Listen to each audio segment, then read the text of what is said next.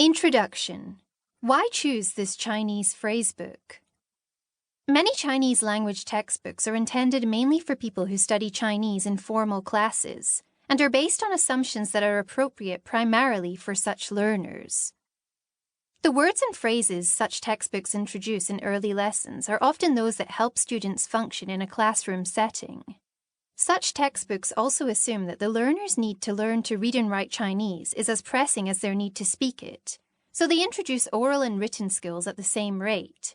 Underlying many such textbooks is also the assumption that they will be taught by a teacher, someone who will manage and guide the student's learning process.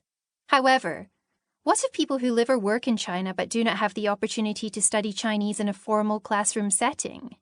Such people usually need to become street functional in Chinese relatively quickly, so their most pressing need is for the words and phrases that will help them deal with daily life in China. Also, during their first few trips to China, such people often have a much greater need to learn to speak and understand basic Chinese than to learn Chinese characters. Finally, such learners usually need to take charge of their language learning process, either by studying with a tutor or on their own and then going out to practice with whatever Chinese speakers they encounter. This Chinese phrasebook is intended for this special category of Chinese learners, those people who are going to work, live, or sightsee in China for an extended period, but who do not have the opportunity to study in a formal Chinese language program. This book aims to meet the special needs of these learners in several ways. 1.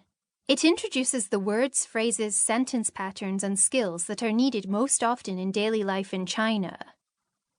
The topics and content of lessons have been selected and organized to make learners functional in daily Chinese life as quickly as possible. Rather than learning how to interact socially with classmates and talk about a classroom, students learn how to buy things, ask for directions, order food in a restaurant, get assistance when something goes wrong, take buses and taxis, and so forth. Obviously, only the most basic elements of Chinese are introduced here, and learners will need to move on to other textbooks if they hope to progress beyond the initial stage. But the language tools, vocabulary, phrases, and sentence patterns presented here are sufficient to get learners through some of the most commonly encountered situations, and also to prepare them for further Chinese study. 2. It encourages learners to make their own choices as to where to focus their efforts, especially in regards to the question of how much time and attention to devote initially to learning to read and write Chinese. Some learners will initially want to ignore Chinese characters and focus all their attention on speaking and listening. Others will want to dabble a little in characters but still invest most of their time in oral skills. Yet others will want to work on both written and spoken skills right from the start.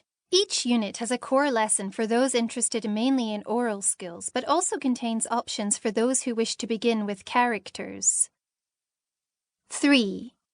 It recognizes that learners might be studying individually, with tutors, or with teachers who may have little experience teaching Chinese to foreigners, or whose ideas about teaching Chinese don't coincide with the learner's needs, and that an important part of Chinese study in such situations is learning how to work effectively with tutors who know Chinese, but do not know how to teach it. In other words, learners need to learn how to gently turn well-meaning native speakers of Chinese into effective language teachers. Underlying this audiobook are several important assumptions. 1. It assumes that learners have different needs, interests, and learning strategies, and it is thus designed to accommodate a variety of different approaches to Chinese, especially individual decisions as to how much attention learners initially wish to devote to Chinese characters. 2.